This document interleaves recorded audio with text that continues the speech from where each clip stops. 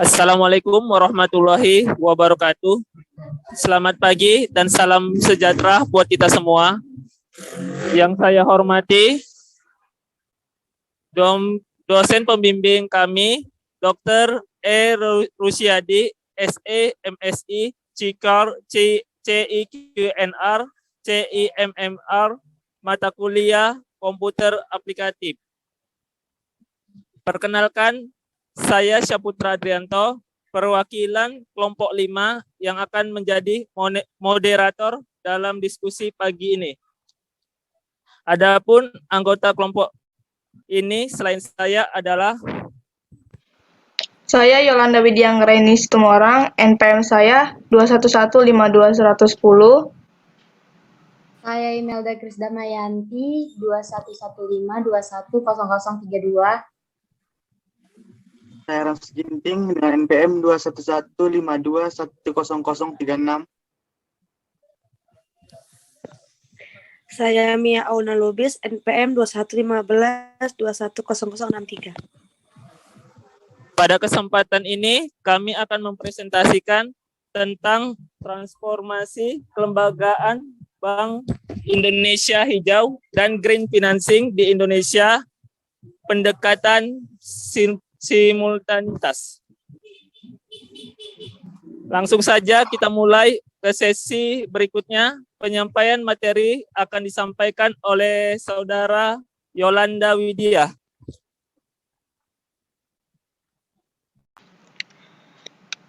Kami akan membahas tentang judul penelitiannya transformasi kelembagaan Bank Indonesia dan Green Financing di Indonesia masa New Normal.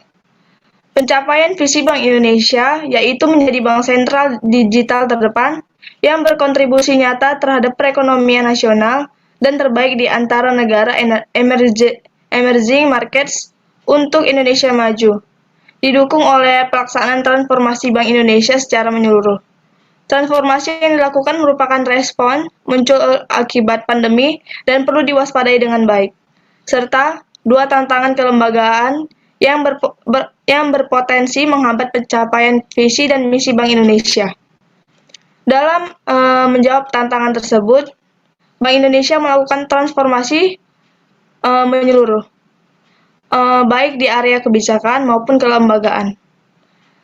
Transformasi Bank Indonesia dilakukan mengacu pada arah strategis yang ditetapkan sebagai pedoman dalam mencapai tujuan Bank Indonesia jangka menengah panjang atau inflasi dan nilai tukar, turut menjaga stabilitas sistem keuangan, serta mendorong pertumbuhan ekonomi berkelanjutan, serta penguatan di masing-masing area kebijakan moneter, makroprudensial, sistem pembayaran, dan pendukung kebijakan. Transformasi kelembagaan dilakukan untuk meningkatkan kinerja unggul berbasis kinerja efektif, efisien, dan bertata kelola, atau governance atau 2AG, agar mandat Bank Indonesia dapat terlaksana secara kredibel. Ini adalah contoh gambar statistik dari GDP dan inflasi.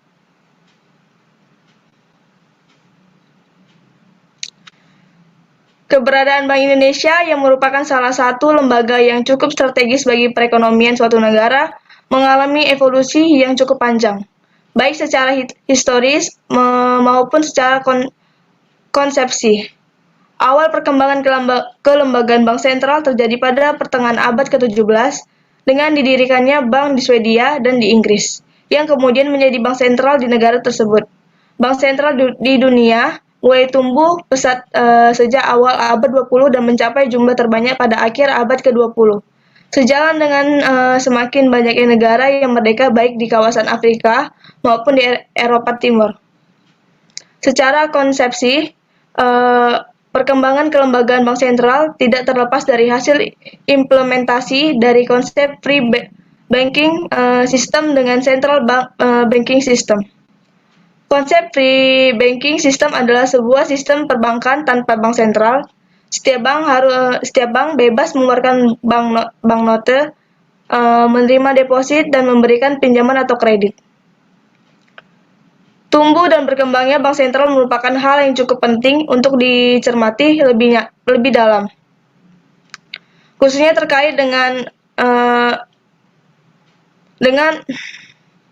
perkembangan kelembagaan, tujuan, tugas, dan peran bank sentral dengan semakin berkembangnya ilmu ekonomi kelembagaan yang menekan arti pentingnya aspek kelembagaan dalam perekonomian.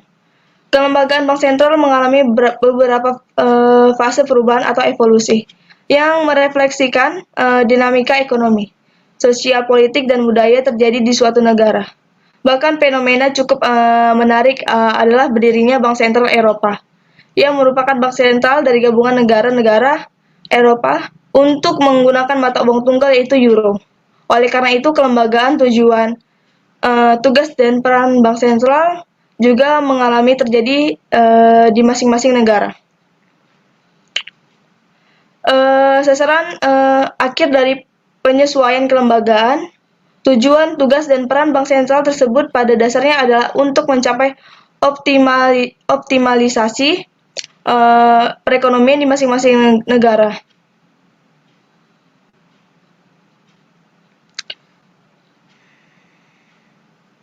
Salah satu konsepsi atau landasan mengapa bank sentral sebagai suatu lembaga menjadi demikian penting bagi perekonomian suatu negara atau kawasan antara lain dikarenakan bank sentral secara konsepsi merupakan suatu lembaga yang berada di posisi sentral atau berada di tengah dari berbagai pihak atau lembaga yang kepentingan di bidang perekonomian.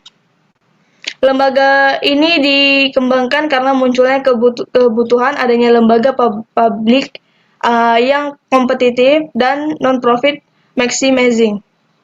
Sebagai suatu lembaga yang berada di posisi sentral, Bank Sentral merupakan lembaga yang diharapkan untuk bertindak netral. Artinya Bank Sentral harus mengedepankan kepentingan publik, tidak bertindak untuk kepentingan salah satu pihak yang terlibat dalam suatu perekonomian, seperti pelaku usaha, konglomerat, atau kepentingan tertentu pemerintah untuk mempertahankan kekuasaannya.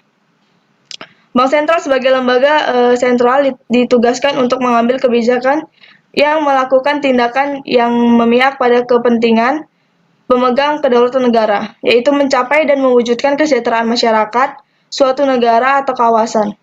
Untuk memahami bagaimana strategisnya peran bank sentral dalam perekonomian, dapat kita amati bagaimana situasi yang terjadi di Amerika Serikat pada saat terjadi serangan pada menara kembar World Trade.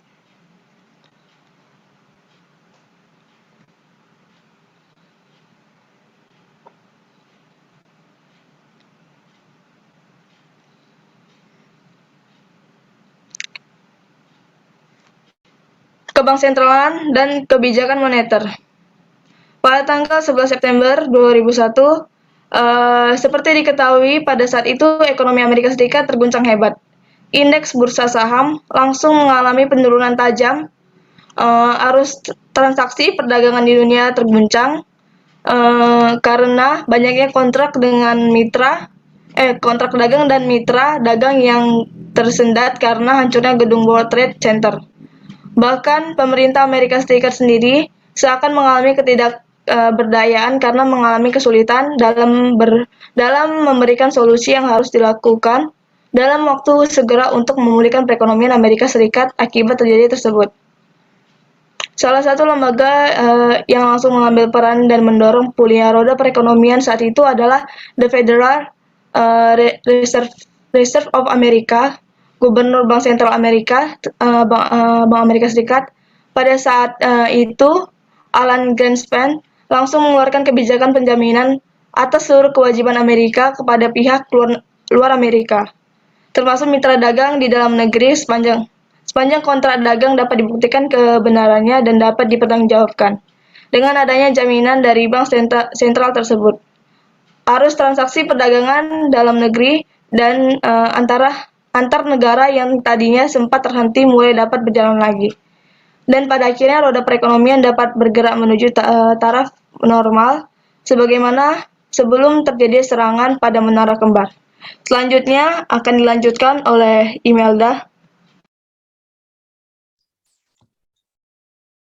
C. Tujuan dan manfaat penelitian. Penelitian ini bertujuan untuk yang pertama menganalisis apakah transformasi kelembagaan Bank Indonesia Hijau dan Green Financing di Indonesia masa new normal mendukung pertumbuhan ekonomi di Indonesia.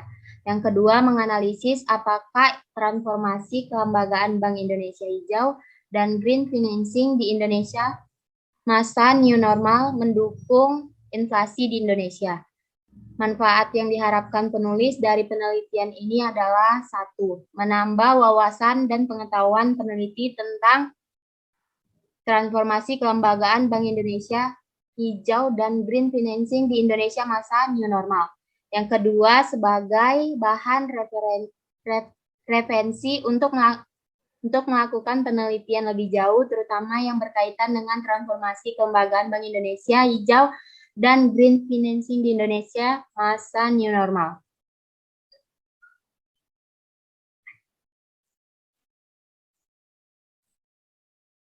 D. Rumusan masalah. Adapun rumusan masalah model simultan adalah sebagai berikut. Apakah kajian pasar transformasi kelembagaan Bank Indonesia Hijau dan Green Financing di Indonesia masa new normal? E. Kerangka konseptual. Kerangka konseptual adalah hubungan timbal balik antara satu variabel dengan variabel lainnya secara parsial maupun simultan. Berdasarkan penjelasan, maka kerangka konseptual dapat disajikan sebagai berikut. Di sini ada X1-nya ada CAR, F2-nya ada FBI, X3-nya ada ROA, dan Y1 dan Y2-nya ada GDP dan inflasi. Selanjutnya akan dijelaskan oleh Mia.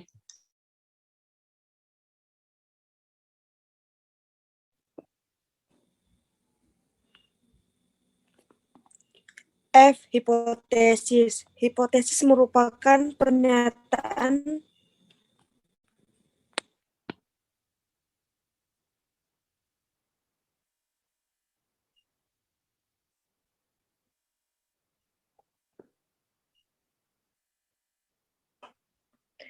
F.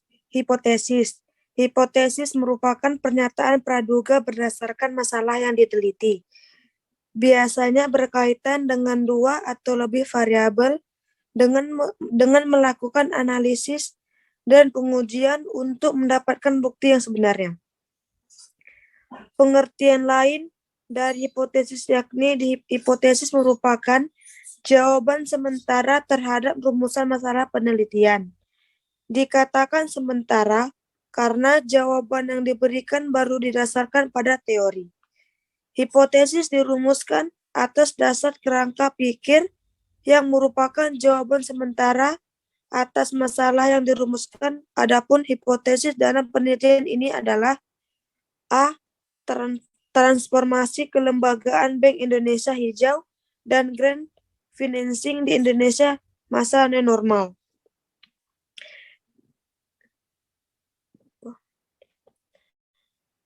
G. Definisi operasional variabel. Berdasarkan pada masalah berdasarkan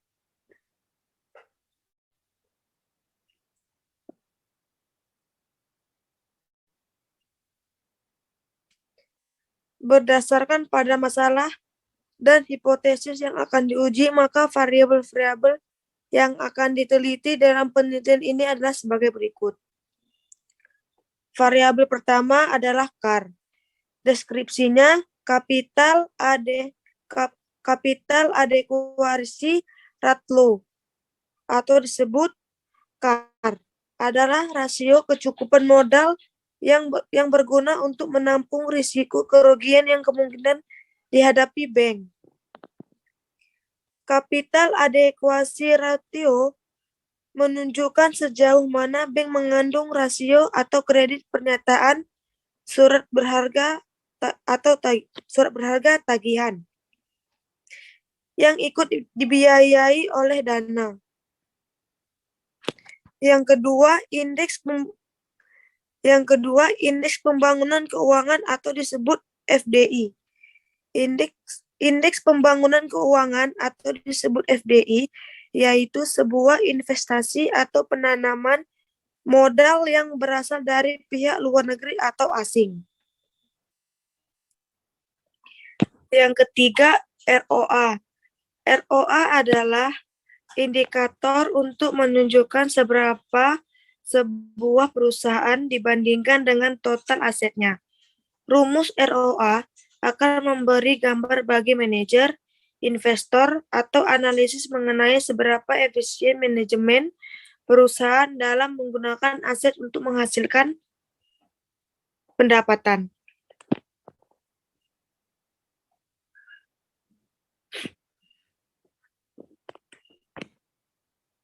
Yang keempat, GDP. GDP atau Produk Domestik Bruto adalah perhitungan yang didapatkan dari penjumlahan setiap nilai tambah yang diperoleh dari seluruh unit usaha yang dihasilkan suatu negara dalam periode waktu tertentu, umumnya dalam jangka waktu setahun.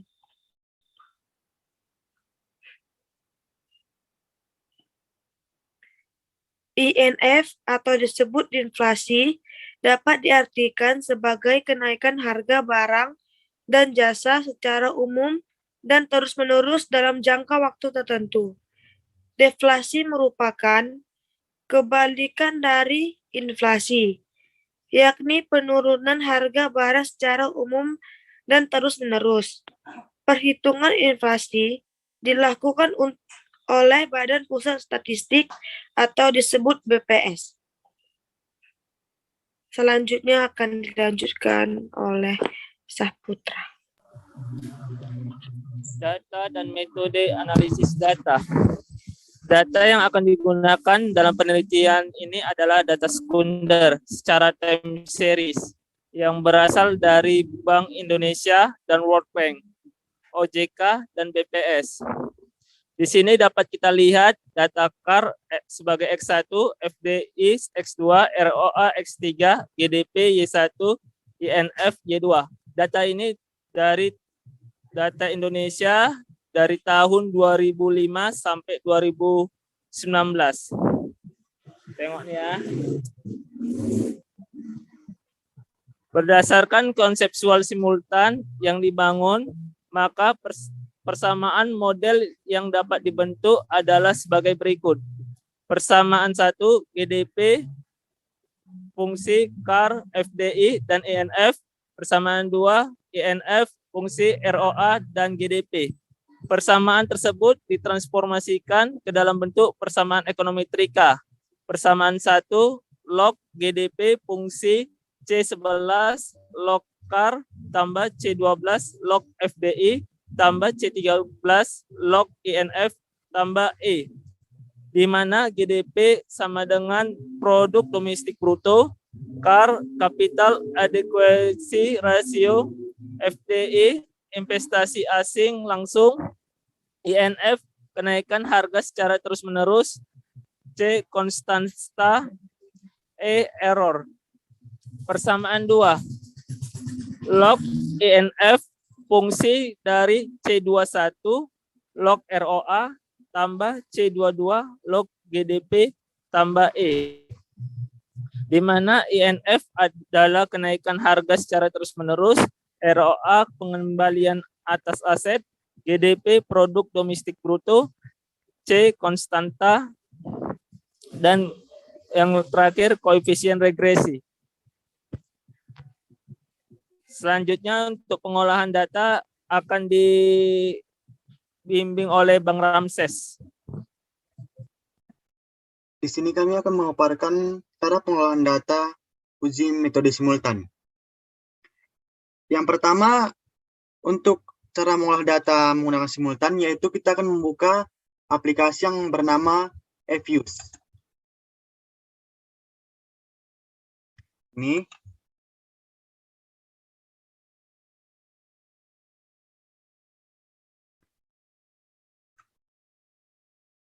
Setelah itu kita klik create a new Fuse Word file. Kenapa kita menggunakan seperti ini? Karena kemarin kita menggunakan yang lebih simpel, ternyata tidak bisa ya. Kita masukkan data tahunnya.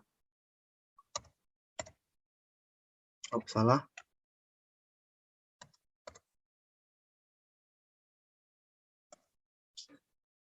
Kita klik OK. Setelah itu kita klik Quick. Baru kita klik Empty Group. Setelah itu kita copy data yang telah kita ambil dari BPS dan OJK yang telah kita pastekan di dokumen tersebut.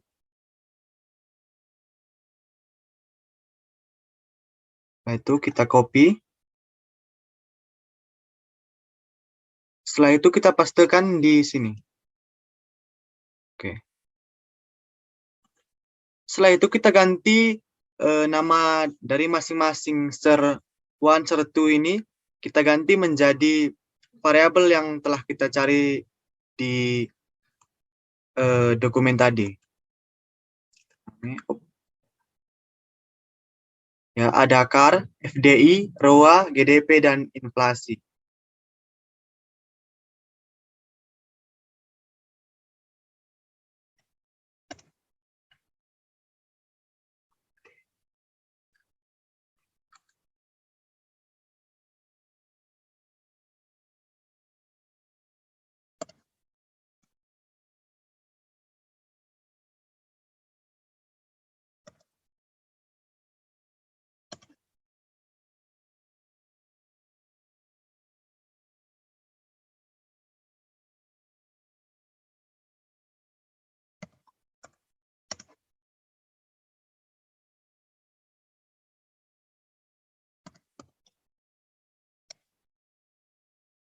Oke, setelah itu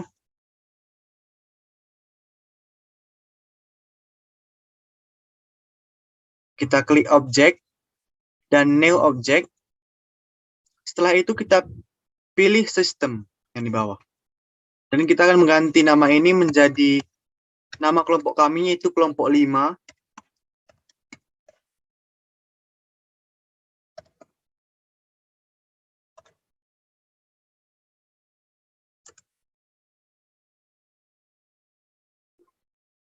Sebentar ya.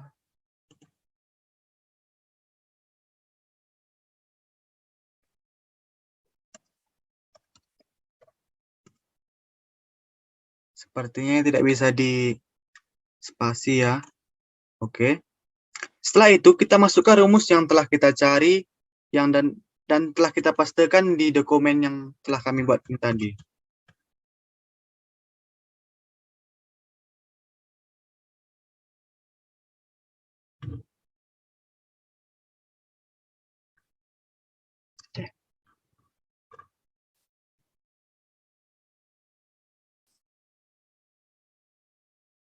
Ya, rumusnya ini kita copy dan kita pastekan di sini. Kita perbaiki sedikit. Dan kita klik estimate. Dan kita klik OK. Dan muncullah datanya seperti ini. Ya. Dan setelah itu kita akan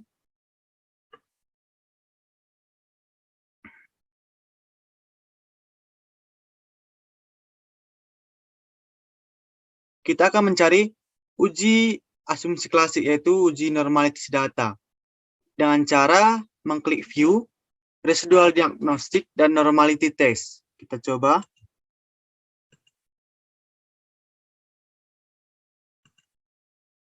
Kita klik view.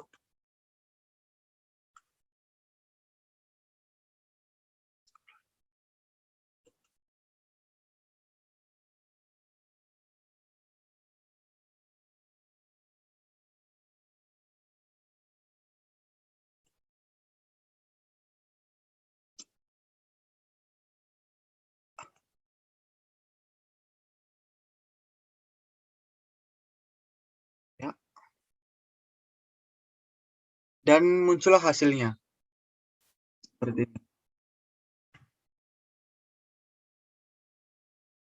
Yang Seperti kita lihat, datanya juga sesuai dengan data yang telah kami pastekan di dokumen tersebut. Ini di eViews dan ini di dokumen.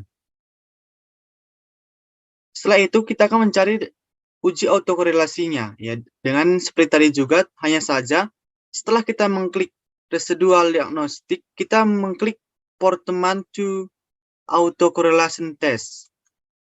Kita ulang lagi, kita tes residual diagnostic dan portal to an autocorrelation test.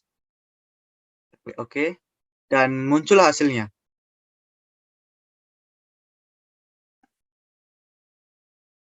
Ya, kita lihat ini di eViews dan ini di dokumen, sama persis. Ya, dan itulah cara pengolahan panduan simultan untuk mencari data-data yang kita inginkan. Lanjut ke moderator. Oke, demikian presentasi dari kelompok 5. Saya sebagai moderator mohon pamit undur diri. Mohon maaf atas kekurangannya dan terima kasih untuk perhatiannya.